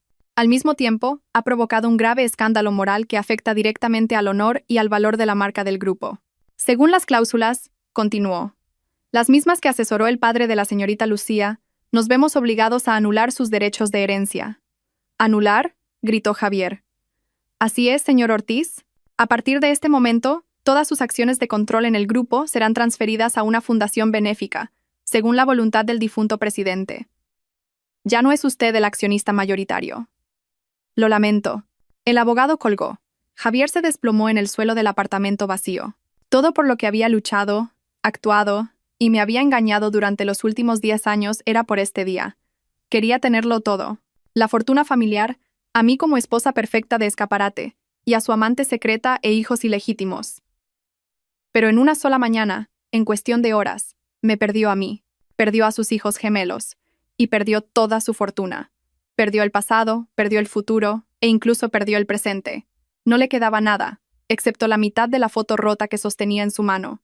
París me recibió con una tarde tardía y una llovizna fría. Arrastré mi maleta por las antiguas calles empedradas, sintiéndome pequeña y perdida. Pero extrañamente, no tenía miedo. Por primera vez en 10 años, respiraba mi propio aire. Era libre. En los días siguientes, supe hasta qué punto se había vuelto loco Javier. Tras darse cuenta de que lo había perdido todo, Javier no fue a visitar a Isabel al hospital, ni fue al grupo a gestionar el caos. Lo ignoró todo. En su mente solo quedaba una obsesión: encontrarme. Quizás ya no era amor, era el resentimiento de un perdedor. No podía aceptar que una mujer que siempre había considerado débil y dependiente, yo, le hubiera asestado un golpe tan fatal. Necesitaba encontrarme para interrogarme, para descargar su ira, o quizás para demostrar que todavía podía controlarme. Utilizó los últimos contactos y el poder que le quedaban antes de que la noticia de su desheredación se extendiera. Llamó al jefe de seguridad del aeropuerto, a amigos en las aerolíneas, pidiéndoles que revisaran las listas de pasajeros de todos los vuelos que salieron de la ciudad ese día. Creía que no habría podido ir muy lejos. Pensaba que estaría escondida en el campo o en alguna ciudad turística, llorando. Y cuando la información llegó, lo volvió aún más loco. Su gente le informó con voz desconcertada: «Señor Ortiz, es extraño. En los registros del sistema hay más de 10 billetes de avión reservados con el pasaporte de la señorita Lucía, todos con salida para hoy». Javier rugió. «¿10? ¿A dónde?» «Uno a Sevilla, otro a Barcelona, otro a Mallorca. También hay billetes de tren, uno a Singapur, otro a Bangkok, e incluso». Javier no necesitó escuchar más. Lo entendió. Había tendido una niebla demasiado espesa. 10 billetes de avión, 10 destinos diferentes, pagados con 10 tarjetas virtuales diferentes. No podía saber en qué avión me había subido realmente. No podía saber en qué parte del mundo estaba. Había utilizado el mismo dinero que él me había dado, para encargar el vestido de novia, para reservar el salón de bodas, para asegurar mi vía de escape. Clara dijo que Javier destrozó su teléfono. Se dio cuenta de que no solo me había ido, me había borrado por completo. Había planeado todo esto desde hacía mucho tiempo. Había estado en un tablero de ajedrez donde le di jaque mate desde el primer movimiento. Su persecución había llegado a un callejón sin salida. Estaba indefenso, y para un hombre arrogante como Javier, la impotencia era el castigo más cruel. En París, corté todo contacto antiguo. Cambié a un número nuevo. Solo me mantenía en contacto con Clara a través de una aplicación segura. El principio del invierno en París era realmente frío. El frío me calaba los huesos, pero me aclaraba la mente. No había venido de viaje, había venido a empezar de nuevo. Alquilé un pequeño y viejo pero acogedor apartamento en el ático de una calle antigua del barrio de Le Marais, un lugar con callejones empedrados y una panadería que cada mañana olía a pan recién hecho. Dejé atrás todo mi pasado y comencé una nueva vida. No usaba artículos de lujo. No iba a lugares extravagantes. Encontré un trabajo a tiempo parcial en una librería de segunda mano, y por las noches aceptaba proyectos de traducción como freelance. Vivía despacio, como una monja, tratando de lavar los sucios recuerdos de los últimos 10 años. La vida transcurría así. Hasta que un día surgió un problema. El casero, un francés de aspecto astuto, de repente me dobló el alquiler y amenazó con echarme, alegando que había violado una cláusula irrazonable de un contrato de alquiler en francés que no entendía del todo. Intenté discutir, pero mi limitado vocabulario legal no era rival para su astucia. Me sentí impotente. Una vez más, era débil, un ser fácil de intimidar. Clara me aconsejó por mensaje que buscara un abogado. Hay muchos despachos de abogados coreanos en París. No dejes que te intimiden. Así que encontré un pequeño bufete de abogados, modestamente situado en una calle tranquila, especializado en ayudar a la comunidad coreana con problemas civiles. Entré con el corazón lleno de preocupación. Quien me recibió no era un abogado experimentado, sino un hombre joven, que parecía unos años mayor que yo. Llevaba una simple camisa blanca y unas gafas de montura fina. Su apariencia era sencilla, pero su mirada era muy penetrante. Me miró y sonrió suavemente. «Hola, soy Marcos. Siéntese. Cuénteme». Su voz era grave y cálida, y su español, sorprendentemente perfecto. Le expliqué mi problema y le entregué el contrato en francés. Lo leyó muy rápido, levantó la cabeza y me miró directamente. «Este hombre la está estafando, Lucía». «Yo». «Lo sé, pero no sé qué hacer», dije, desconcertada. Marcos no dijo mucho. Cogió el teléfono y llamó directamente a mi casero. No pude entender todo lo que decía en francés, pero pude oír la firmeza, la decisión y la clara citación de artículos legales. Su voz no era alta, pero estaba llena de autoridad. La llamada duró solo 5 minutos. Marcos colgó, se ajustó las gafas y me sonrió. Solucionado. Nadie la molestará más. Dice que fue un malentendido. Me quedé atónita. En solo 5 minutos. Yo. ¿Cuánto le debo? Marcos negó con la cabeza. No es nada. Entre compatriotas nos ayudamos. Pero, me miró, y su mirada se volvió más cálida. La próxima vez, tráigame cualquier cosa antes de firmarla, para que no vuelva a sufrir un abuso así. Me entregó su tarjeta de visita. Cogí la tarjeta. Sentí una profunda gratitud. Por primera vez en mucho tiempo, sentí que me estaban protegiendo. No era la protección posesiva y condescendiente de Javier, sino una protección basada en el respeto y la profesionalidad. Nos hicimos amigos a partir de entonces. A veces tomábamos un café en la librería donde yo trabajaba. Hablábamos de libros, de París y de sueños. Nunca me preguntó por mi pasado, ni se preguntó por qué había huido sola hasta aquí. Simplemente escuchaba. A su lado, sentí que mi alma, que había estado hecha pedazos, se curaba poco a poco. Pasaron 3 meses. El invierno en París era gélido, pero gracias al trabajo y a los cálidos cafés con Marcos, mi corazón encontró gradualmente la paz. Me acostumbré a un nuevo ritmo de vida, a tomar todas mis decisiones por mí misma. El pasado en España se sentía lejano y borroso, como un mal sueño. Empecé a pensar que quizás nunca más tendría que volver a oír esas voces. Una tarde, después de salir del trabajo, llegué a mi apartamento del ático y me disponía a preparar una cena sencilla. El teléfono secundario, el único que usaba para comunicarme, sonó de repente con un número desconocido. Tenía el prefijo de España. Mi corazón dio un vuelco. Solo Clara conocía este número. Dudé, pero finalmente contesté. Dígame. Hubo silencio al otro lado de la línea durante unos segundos, solo se oía una respiración pesada y cansada. Y entonces, una voz resonó. Una voz que pensé que nunca olvidaría, pero ahora sonaba extraña, envejecida y rota. Lucía, Lucía, soy yo, tu madre. Era la señora Ortiz. Me quedé inmóvil. El teléfono en mi mano estaba frío. Todas las emociones dentro de mí se congelaron. Lucía, no cuelgues. Te lo ruego. Sé que nos odias a mí y a Javier, pero por favor, perdóname. Empezó a llorar. A través del teléfono, oí un llanto desconsolado y amargo. Respiré hondo, tratando de que mi voz no temblara. Ya no era la chica débil del pasado. ¿Qué desea, señora? La había llamado mamá durante 10 años, pero ahora la palabra señora que salió de mi boca era ligera pero afilada como un cuchillo. La señora Ortiz pareció detenerse por un momento ante ese tratamiento. Luego, rompió a llorar. Su llanto se hizo más fuerte. Lucía, vuelve. Vuelve y salva a Javier. Él está a punto de morir. Fruncí el ceño. ¿Qué nuevo truco era este? No sé de qué me habla. Desde el día que pasó todo, sollozó la señora Ortiz. Lo perdió todo. Las acciones. La empresa. Se encerró en su habitación, no come, no bebe. Solo bebe alcohol.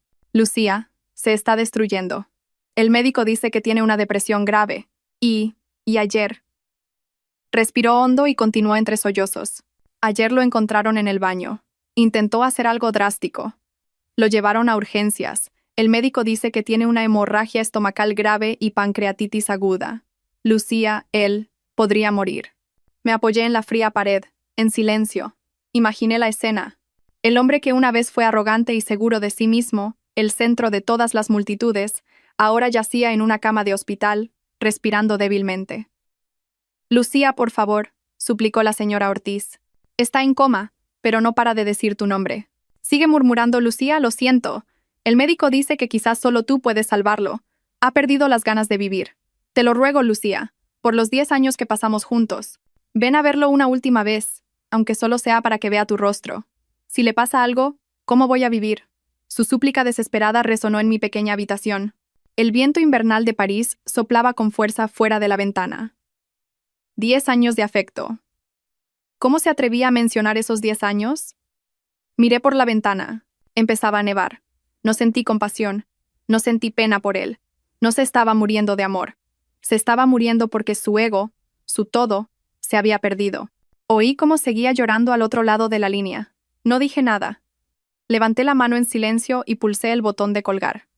La llamada de la señora Ortiz, sus llantos y súplicas, me atormentaron durante días. Intenté borrarlos de mi mente, diciéndome que ya no era asunto mío.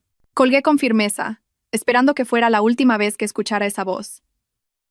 Pero no sabía que mi silencio, mi rechazo, la empujarían a tomar una decisión aún más loca y retorcida. Fue mucho después de mi regreso a España cuando Clara me contó toda la trágica historia. Mi mejor amiga, Clara, hizo más que consolarme a distancia. Silenciosamente, a través de contactos en el hospital, vigiló todos los movimientos de la familia Ortiz. Temía que, en su estado de locura, hicieran algo en mi contra. O que utilizaran a la prensa para difamarme de nuevo. Y lo que descubrió superó la imaginación de cualquiera. Según Clara, después de que le colgara el teléfono, la señora Ortiz cayó en una desesperación total. Javier seguía en coma profundo, y su estado empeoraba al no tener ganas de vivir. Desesperada, mientras revolvía viejos álbumes familiares, se le ocurrió una idea. Recordó mi pueblo natal. Inmediatamente, condujo cientos de kilómetros desde Madrid hasta mi pequeño pueblo. No fue a pedir perdón a mis padres, ni a poner incienso a mi difunto padre. Fue a buscar a una prima lejana por parte de mi madre, una chica llamada también Mina. No era muy cercana a esta prima. La familia de mi tío materno era de condición humilde y vivían de forma muy reservada. Pero lo más importante era que esta chica, Mina, se parecía a mí en un 60-70%, especialmente la forma de los ojos. Con maquillaje y bajo una luz tenue, era fácil confundirla conmigo. La señora Ortiz encontró la casa de mi tío, una vieja casa de una planta situada en un callejón estrecho. Aunque su aspecto era demacrado por haberlo perdido todo en 3 meses, no podía ocultar el aire de quien una vez vivió en la opulencia. Puso un cheque sobre la vieja mesa de madera y fue directa al grano. Según Clara, la oferta fue 100.000 euros. Mina, solo tienes que hacerte pasar por Lucía, ir al hospital y decirle unas palabras de ánimo a Javier. Solo necesito que recupere la conciencia y las ganas de vivir. Estos 100.000 euros serán para ti y tu familia. La familia de mi tío era muy pobre. Mi tío y mi tía habían luchado toda su vida, y Mina, después de terminar el instituto, se había quedado en casa para ayudar a sus padres. Nunca habían visto tanto dinero. 100.000 euros era una suma que nunca habrían soñado tener. Se miraron, y en sus ojos había una mezcla de miedo y tentación. También habían oído rumores de que yo había traicionado a Javier y había huido el día de la boda. Quizás pensaron que yo estaba equivocada, y que esta era una oportunidad para ayudarlos, y al mismo tiempo, corregir mi error. La chica Mina dudó un poco. Tenía miedo, pero la señora Ortiz se arrodilló y lloró. Por favor, te lo ruego. Salva a mi hijo. Si muere, yo tampoco tendré ganas de vivir. Solo tienes que decir cariño, ánimo. He vuelto. Solo esa frase. Estarás salvando una vida. Finalmente, ante la enorme suma de dinero y las súplicas desesperadas de la señora Ortiz, la chica, Mina, asintió. La señora Ortiz, encantada, le dio inmediatamente una gran suma de dinero a Mina para que se comprara ropa. Se la llevó a Madrid. Le hicieron un peinado y un moldeado idéntico al mío. Incluso contrató al mismo profesional que me maquilló para mi boda para que maquillara a Mina lo más parecido a mí posible. Cuando Clara me contó esto, se me puso la piel de gallina. Esa madre, por su propia obsesión, no reparaba en medios. No le importaba si estaba bien o mal, si degradaba la personalidad de Mina o me insultaba a mí. Solo quería que su hijo se despertara. Convirtió mi dolor y mi traición en una obra de teatro, contratando a una extraña para que hiciera de doble. Esa tarde, Mina fue llevada al hospital. Llevaba un vestido de punto beige, como los que yo solía usar, y en sus manos temblorosas sostenía una cesta de frutas. Con el corazón encogido de nervios y miedo, entró en la habitación VIP donde Javier estaba en coma. La habitación estaba llena de aparatos. Le pregunté a Clara, ¿cómo se sentiría esa chica, Mina, en ese momento? Clara me transmitió lo que le contó una enfermera de turno a la que había sobornado. Mina estaba tan asustada que no tenía ni una gota de sangre en la cara. Era una chica de pueblo inocente, y nunca había experimentado una escena así. Mina entró con cautela en la habitación. Un fuerte olor a desinfectante se mezclaba con un persistente olor a alcohol, creando una atmósfera asfixiante. En la cama blanca, Javier estaba esquelético, con el rostro ceniciento y los ojos cerrados. Estaba muy lejos del hombre elegante y apuesto de las fotos. La señora Ortiz, que estaba de pie al lado, le hizo una señal desesperada en cuanto Mina entró. Mina, temblando, se paró junto a la cama y habló. Su voz tenía un fuerte acento de pueblo, completamente diferente a la mía. Javier, cariño, soy Lucía. Su voz era vacilante y asustada, pero Javier, en coma, había estado durante mucho tiempo en el umbral de la vida y la muerte. Solo escuchó la llamada del nombre Lucía. Lentamente, abrió los ojos y miró a Mina con la vista borrosa. Y de repente, un débil destello brilló en sus ojos. El parecido de Mina conmigo, a través de la neblina de la fiebre alta y los sedantes, hizo que su imagen se transformara realmente en la mía, dijo con voz ronca. Tú, has vuelto de verdad. Extendió su delgado brazo, con el gotero enredado, y agarró la mano de Mina. Su mano ardía. Me equivoqué. No. Te vayas otra vez. La señora Ortiz, al ver la escena, juntó las manos, encantada, y lloró de alegría. Se apresuró a sentar a Mina en una silla y le hizo señas para que siguiera hablando. Sigue hablando. Sigue. Mina, presionada por la señora Ortiz, volvió a balbucear. Estaba tan asustada que olvidó todas las líneas que la señora Ortiz le había dicho que dijera. Dijo instintivamente. Yo no me voy. Tienes que ponerte fuerte. Tienes que recuperarte. Fue esa segunda frase, esa voz temblorosa y desconocida, la que sacó a Javier de su confusión. El destello en sus ojos se apagó. Entrecerró los ojos y miró a Mina más de cerca.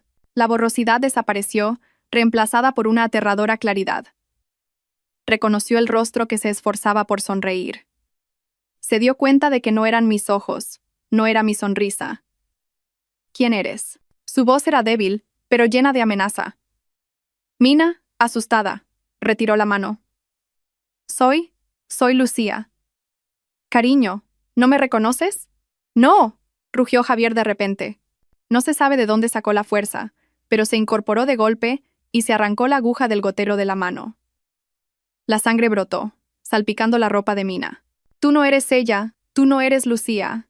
Agitó la mano y barrió la bandeja de medicamentos de la mesita de noche, y el metal resonó al chocar contra el suelo. Lárgate de aquí. Cogió un jarrón de la mesa y se lo arrojó a Mina. Mina gritó y apenas pudo esquivarlo. El jarrón se hizo añicos.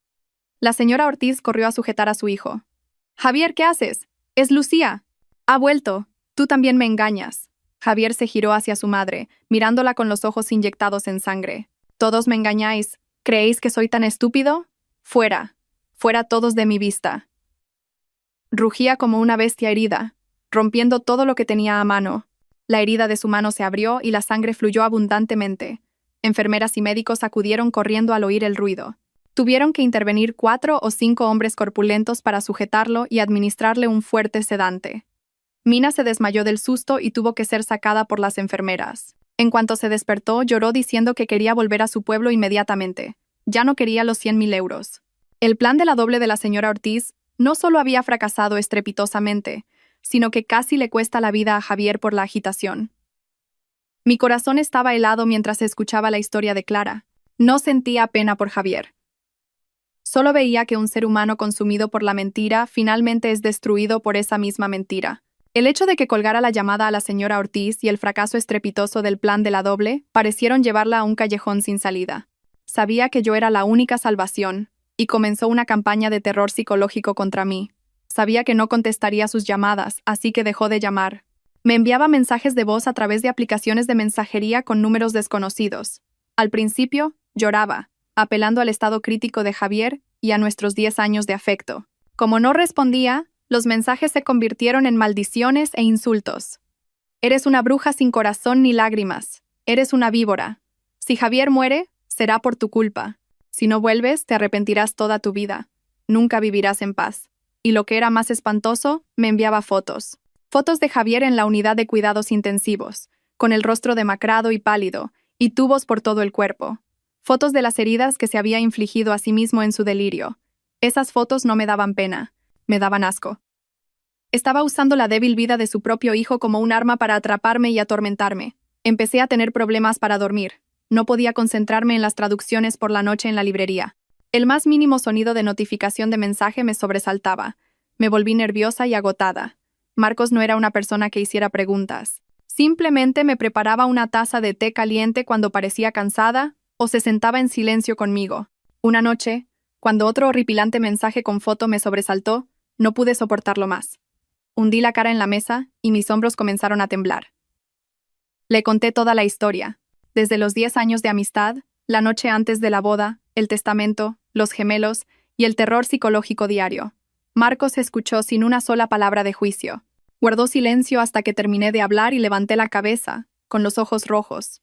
Me miró, y su mirada era firme pero cálida. Lucía, huir no es la solución, dijo Marcos con voz grave y clara.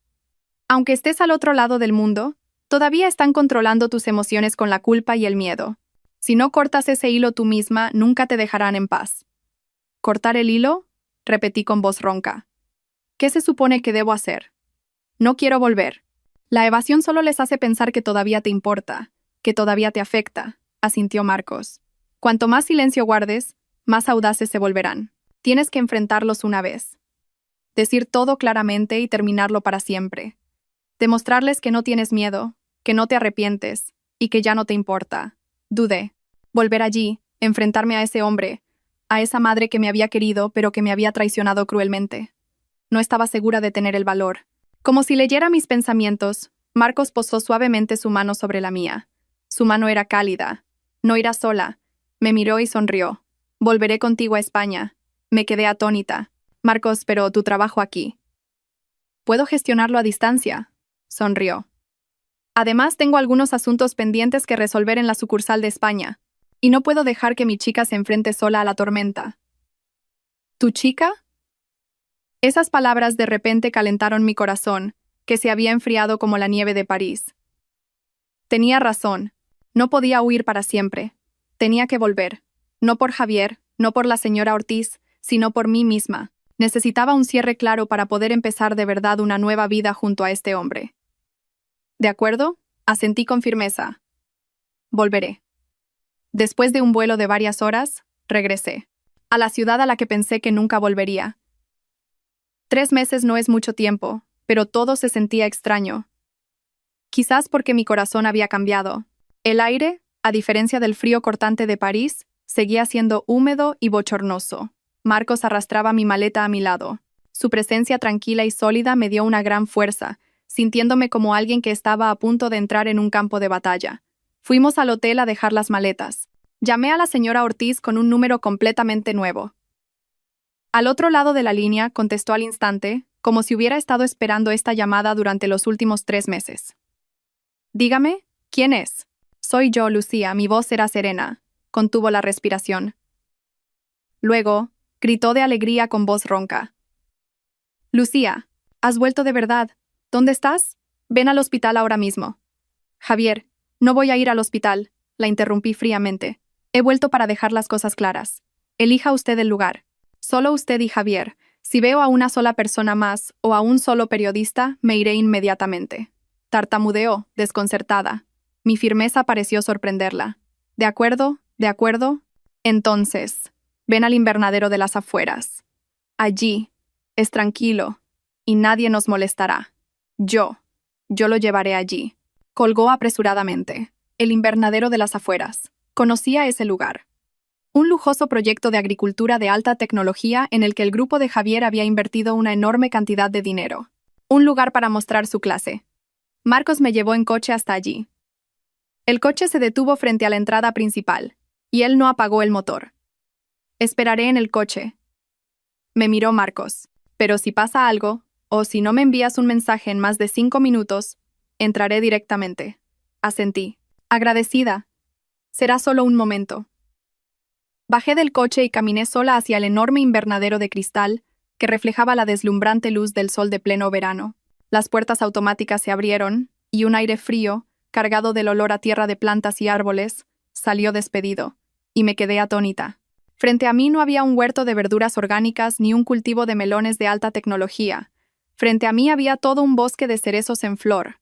Cientos de cerezos estaban en plena floración. Sus pétalos blancos como la nieve se mecían delicadamente bajo luces LED profesionales. Habían convertido este invernadero en una primavera eterna. Me paré en medio de un camino de guijarros blancos. A mi alrededor había una belleza surrealista, una belleza forzada por la tecnología y el dinero. Una risa amarga brotó en mi corazón. Cerezos en flor, mis flores favoritas. Las flores que presenciaron su declaración de amor hace 10 años. Hasta el último momento, pensó que el amor podía ser escenificado con dinero. Pensó que aunque lo hubiera perdido todo, con solo recrear una escena romántica y hacer alarde de su riqueza, podría conmover mi corazón. Se oyeron unos pasos muy silenciosos. Detrás de un viejo cerezo de forma elaborada, salió Javier. Si la señora Ortiz no me lo hubiera dicho de antemano, no lo habría reconocido. 3 meses. En solo 3 meses. El hombre que una vez fue arrogante y seguro de sí mismo, siempre el centro de todas las multitudes, ahora era solo una sombra.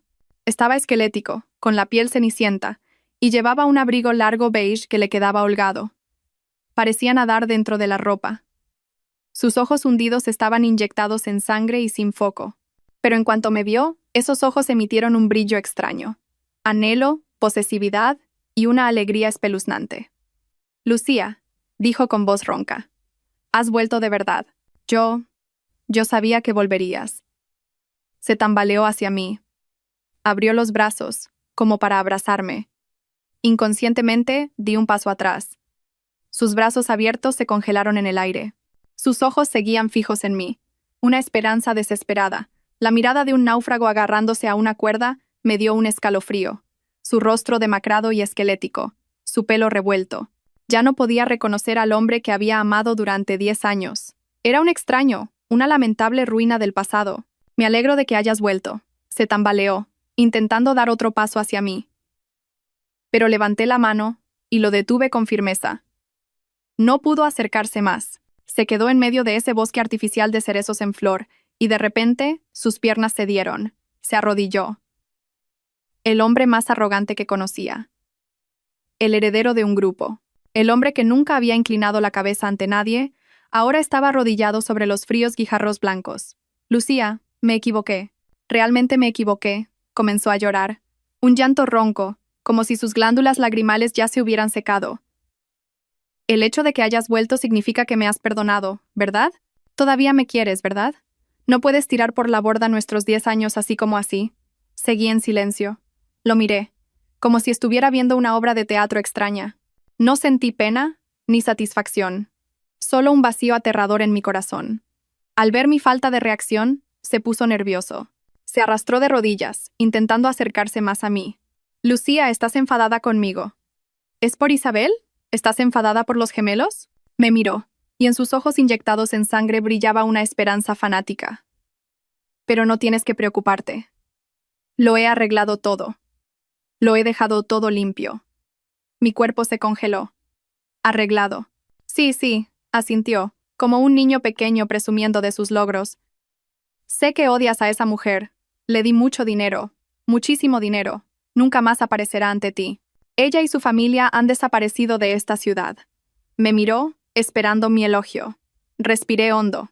El aire frío del invernadero entró en mis pulmones. ¿Y los niños? «Tampoco están ya», dijo en voz baja, como si hablara de algo trivial. Abortó cuando se cayó ese día. «Todos se han ido. Lucía, no hay nada que se interponga entre nosotros». Estaba hablando de su esposa legal y de sus propios hijos gemelos. Usó la palabra arreglado como si se estuviera deshaciendo de un objeto roto, de basura. Simplemente pensó que si se lavaba las manos y todos los obstáculos desaparecían, yo volvería voluntariamente. «Mira», intentó esbozar una sonrisa torcida en su rostro demacrado. «Todo lo que hago es por ti. Perdí las acciones.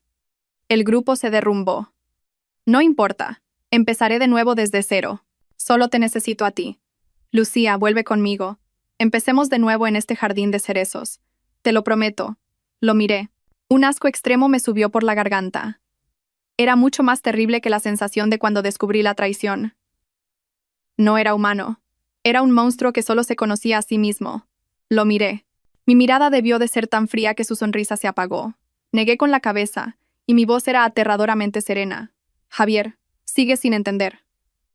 «No, lo entiendo», dijo, nervioso. «No, no lo entiendes», lo interrumpí. «El hecho de que te arrodilles aquí y llores, y que hayas creado este jardín de cerezos, no es porque te arrepientas, es porque lo lamentas». «No, me arrepiento, gritó con voz ronca.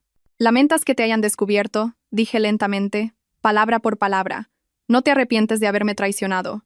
Si esa noche no hubiera encontrado el archivador, si mi plan hubiera fracasado, ahora mismo serías el presidente del grupo, y yo sería la esposa del presidente, una marioneta. Y tú serías feliz con tu pequeña esposa y tus hijos ilegítimos. ¿No es así?». Se quedó atónito. Mis palabras fueron como una cuchilla que se clavó exactamente en su corazón. No pudo negarlo. Continué, mi voz seguía siendo tranquila. Te deshiciste de Isabel no porque me quisieras, sino porque era un obstáculo, una prueba de tu fracaso. Pensaste que yo era la última propiedad que te quedaba, un salvavidas al que podías aferrarte para demostrar que no lo habías perdido todo. Pero no lo soy. No, no lo es. Tartamudeó, comenzando a entrar en pánico. Me di la vuelta, sin querer ver ese rostro ni un segundo más. He venido aquí no para escuchar tus disculpas. He venido para decirte que todo ha terminado de verdad. Al darme la vuelta, la desesperación de Javier se convirtió en locura. Se levantó de un salto. Ese cuerpo demacrado de repente ganó una fuerza tremenda. Corrió y me agarró la muñeca con la fuerza de una tenaza de acero. No, no te puedes ir. Eres mía. No te permitiré que te vayas. Lo he perdido todo. No puedo perderte a ti también. Intenté soltarme, pero fue inútil. La locura le había hecho perder la razón. Me arrastró hacia él. Disculpe. Una voz grave y tranquila resonó de repente desde la puerta del invernadero. La mano de Javier se detuvo. Se giró bruscamente y miró a Marcos. Marcos estaba allí de pie. No sé desde cuándo. Seguía con su sencilla camisa blanca y pantalones de traje. Su aspecto elegante y sereno era como un cuadro completamente diferente en este paisaje caótico. Contrastaba fuertemente con Javier, con su abrigo demacrado y raído. ¿Quién coño eres tú?, rugió Javier, pero en su voz ya había una pizca de desconcierto. Marcos no se enfadó. Se acercó, y su mirada era serena pero llena de autoridad. Le separó los dedos de mi muñeca, uno por uno, de forma suave pero firme. Le ruego que le suelte la mano. En cuanto mi mano quedó libre, Marcos me atrajo detrás de él, protegiéndome. Miró a Javier directamente a los ojos. Su voz seguía siendo educada. Hola, soy Marcos. El novio de Lucía. ¿Novio? Esas dos palabras fueron como el último martillazo que destrozó la última esperanza fanática que le quedaba a Javier. Me miró a mí, y luego a Marcos. Dio un paso atrás, y luego otro. Novio. Es imposible, negó con la cabeza, como si no pudiera creer lo que oía. Me miró, y su mirada pasó de la locura a la desesperación extrema. Se agarró el pecho y un ataque de tos violento lo sacudió. Tosió violentamente, como si se estuviera ahogando, y todo su cuerpo se dobló hacia adelante. Y entonces vomitó sangre. Un chorro de sangre de un rojo oscuro salpicó los pétalos de cerezo blancos que caían a sus pies.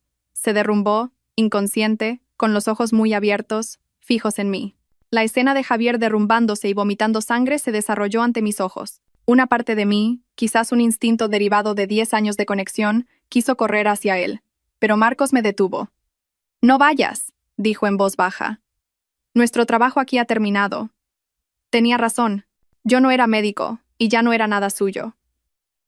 Marcos se quitó su fina chaqueta, y me la puso sobre los hombros, cubriendo el temblor que yo luchaba por reprimir.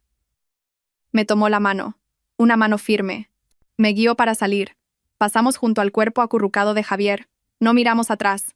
Sus débiles gemidos resonaron detrás de nosotros, pero fueron ahogados por la música de reproducción automática del invernadero.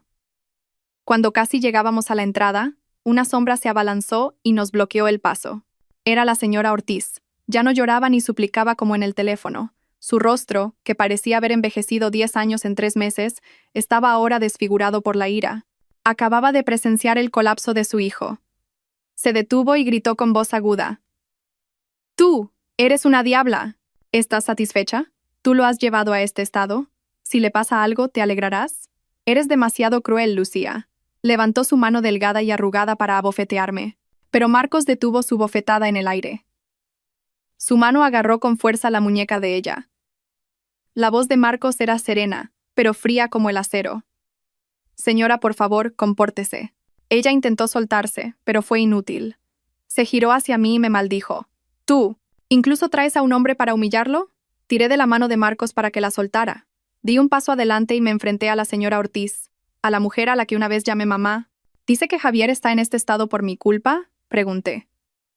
Mi voz era tan fría como la suya. «¿Y si no eres tú, quién es?», gritó. «Tú lo abandonaste y volviste para atormentarlo de nuevo». La miré directamente a los ojos. Esos ojos que una vez me miraron con amor, ahora estaban llenos de odio y terquedad. «Es por culpa del propio Javier», dije claramente. «Y también por culpa suya». «¿Qué estás diciendo?». Se quedó atónita. Él era un traidor. Y usted, bajé la voz, usted fue su cómplice. Lo sabía todo. Que su hijo cometía bigamia, que tenía una amante y un hijo fuera del matrimonio, pero aún así, me encontró en el hotel. Me puso la pulsera de la familia y me obligó a confiar en él. ¿Por qué lo hizo? Me acerqué más. Bajé aún más la voz. ¿Fue por nuestro amor? No. Fue por el testamento. Por los miles de millones de euros de la herencia. Tenía miedo de que yo cancelara la boda y su hijo lo perdiera todo. El rostro de la señora Ortiz se puso pálido como la cera. Había dado en el clavo. Usted defendió el engaño, continué. Me utilizó como una herramienta para que su hijo se apropiara de la herencia. E incluso intentó cruelmente encontrar una doble para reemplazarme. Un teatro barato. Nunca me consideró realmente como una hija. Que Javier esté en este estado es su karma. Y usted, señora, verlo así hoy, es el precio que paga por su complicidad y su codicia. No tenía nada más que decir. Cogí la mano de Marcos. Vámonos. No os vayáis, no os vayáis. Salimos, dejando atrás sus gritos frenéticos, los gemidos de Javier resonando en el jardín de cerezos y un pasado de 10 años lleno de mentiras. Cuando Marcos y yo subimos al coche, le envié un solo mensaje a Clara. Llama a una ambulancia al invernadero de las afueras. Javier Ortiz. El coche se alejó de allí. Para siempre. Años después, París recibió el invierno con una nieve blanca y suave como la seda. Marcos y yo nos casamos. Llevamos una vida tranquila. No tan lujosa como en el pasado, pero cálida y plena. Abrí una pequeña librería escondida en un callejón antiguo, especializada en literatura española y francesa. Marcos sigue ejerciendo de abogado. Ahora es una voz autorizada que protege a la comunidad española que vive en el extranjero. Un sábado por la noche, nevaba ligeramente. Después de cerrar la librería, Marcos y yo salimos a pasear. Caminamos de la mano.